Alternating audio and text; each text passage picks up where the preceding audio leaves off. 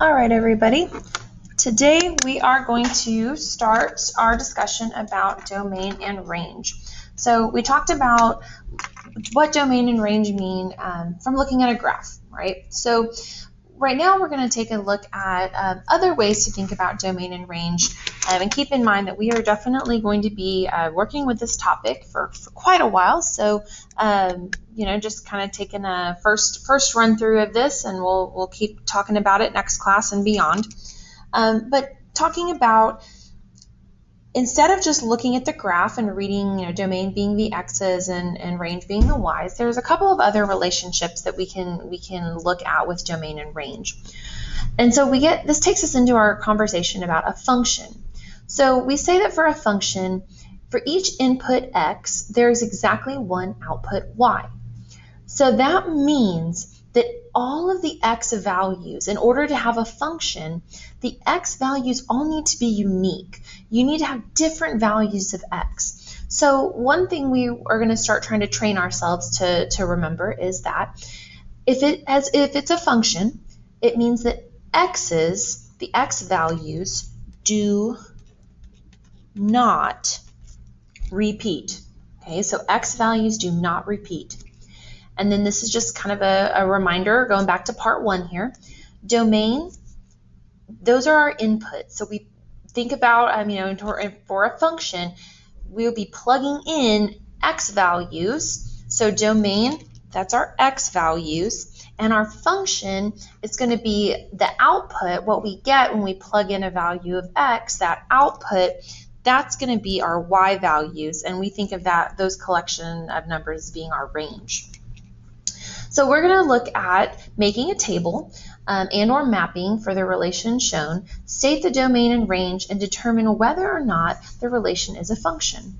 So looking at our ordered pairs here, remembering that ordered pairs are written as x comma y ordered pairs, our domain is just the collection of our x values. So let's say that if I color code here, grabbing all of our x values for our domain, we're going to list them.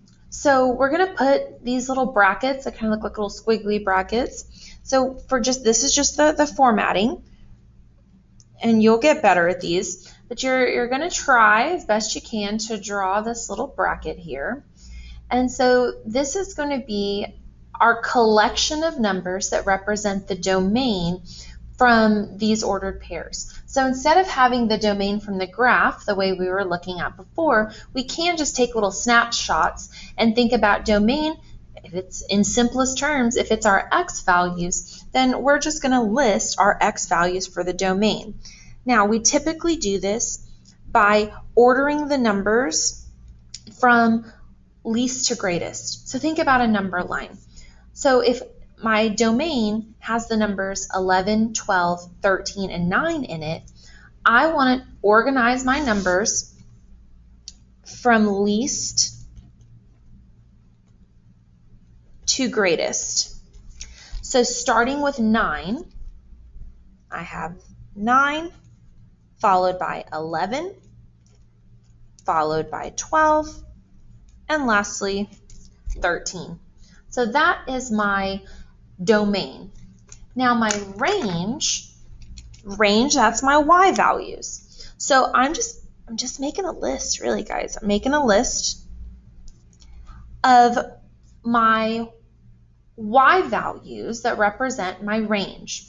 So I'm going to use my same little brackets. And again, from least to greatest, I want to just list my y coordinates only.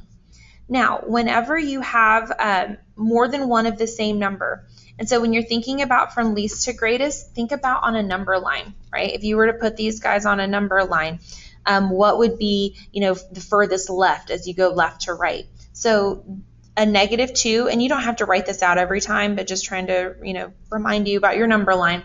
Starting with a -2 and working our way over to that 7, so for our range, I'm going to list -2 first. But notice how it repeats. You only need to write it once. So if a number repeats,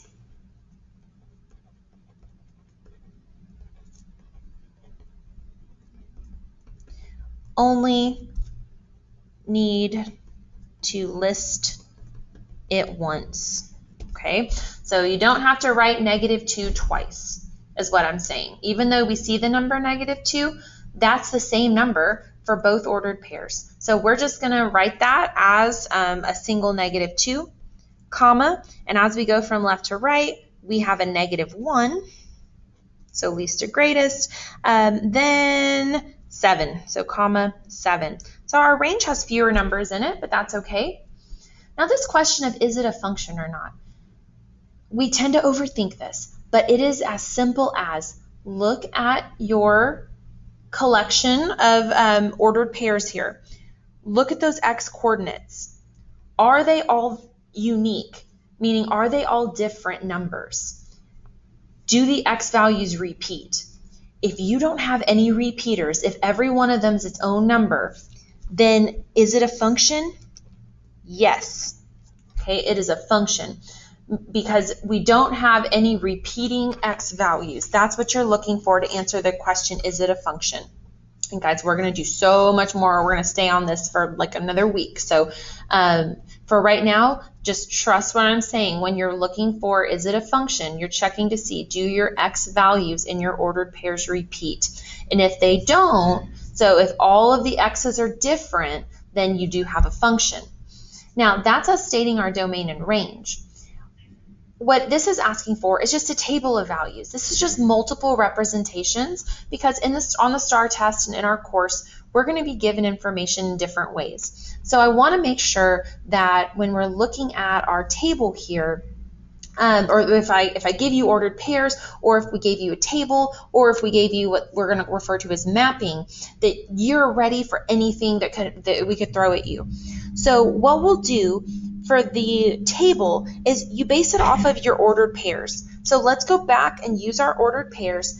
And remember, guys, it's just x comma y. So it's really just separating your ordered pairs. We have the ordered pair 11 comma -2. So I'm just going to write that instead of as x comma y. I'm just going to list my x and then show that for that x, that's the y value. So just get in a table. Just the way, some of you may remember doing that back in middle school. Again, we can make our table. So we have 12 -1, we have 13 -2, and honestly, now that I'm looking at it, it would have been a little bit better if I would have put this ordered pair at the top, or like organized my answers, because normally in a table they would be in order as we scroll, so we'd be able to get bigger numbers going up. But we'll do better on our next one. But as far as just making sure that it does matter what number you have opposite, so whatever the ordered pair, how it's matched up there, that's how you'll want to write it, making sure that those numbers are side by side. So don't separate them is what I'm saying. Make sure that next to the 9, because it's paired with that 7 for y, that those are directly next to each other. That's the main thing I'm going to look for today. So as far as our x comma y or our xy mapping, so this is the mapping, and just maybe to label it, this is what we're talking about with a table, and then this is our mapping. So when you're doing the mapping, I always just if you've listed your domain and range, we can just take that right out of our problem here. And so we're just kind of going from highest number to smallest number. So you could think of it as least to greatest going that way. And this is just, more of a formatting. So if you've done this, the reason I mentioned that is if we've already listed our domain and range, we tried to put it in that order, right? Least to greatest. So just kind of starting with our lowest number on the bottom and then writing each of our domain values. We're not going to repeat any of the x's, or any of the y's. So if a number repeats, we only list it once. So pretty much exactly what you do for domain and range. This is just another way of showing it. So least to greatest again, I'm going to keep my colors going, I suppose, would be a good idea. So using purple for the y's, putting our smallest number on the bottom.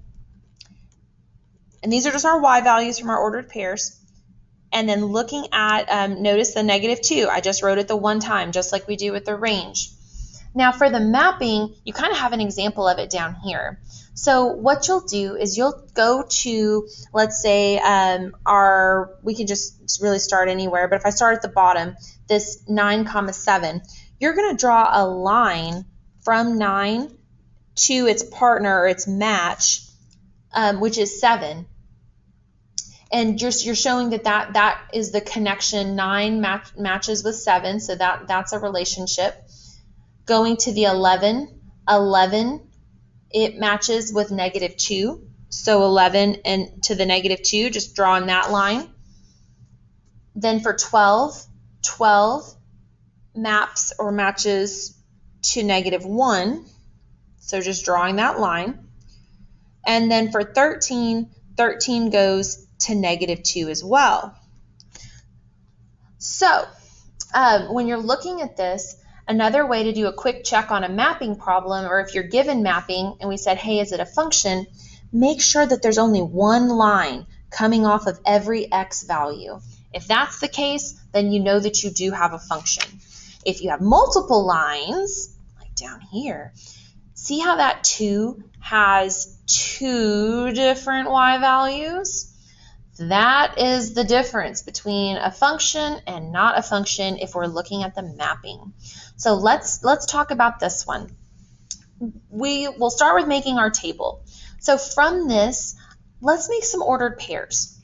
We have, how you would read this is that the number 2, the x value 2, is connected to the y value of 12, so 2, 12 would be one of the ordered pairs, but 2 repeats. See how it has that second line showing that it also is an ordered pair with -3. So when I'm making my table, I have 2 going to the 12 and 2 going to the -3. So notice in our table, we'll write whatever ordered pairs exist, whatever relationships we have. So it's not like you just pick one. If there's more than one ordered pair off of an x, we'll list that in our table. So I finished up with the 2. With the 1, they're drawing the line from the 1 to the 5.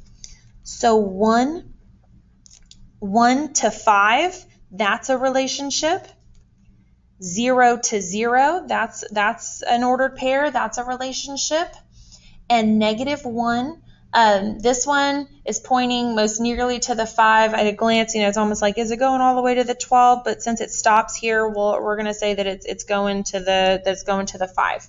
So -1 and 5. Then we do have this last step of listing our domain. If they give you the mapping, though, we can just kind of cheat, and we don't even have to use the table, because remember, domain is just the collection of your x values from least to greatest. And so, they were already kind of nice for us here with the mapping. It's not too bad because you can really just copy it over from least to greatest, right? So our domain is just simply the x values, -1, 0, 1, and 2. So even though the number 2 technically had 2 different outputs, I only list it once when I'm listing my domain. Now for the range, again, I'm just going to use the mapping. All the different y values that we had for this problem, we'll list them from least to greatest, but luckily they're already organized for us, so we're just going to borrow that. And then to answer, guys, is it a function? So it all goes back to, do you have just unique x values? You want to make sure if you have a function that x values do not repeat. And in this problem, because this x value maps to 2 different y values, we are going to say no, not a function. X's repeat. Okay, So we're going to practice some of these. You don't have to be an expert, but we do need to try a couple, and we'll take questions as we go.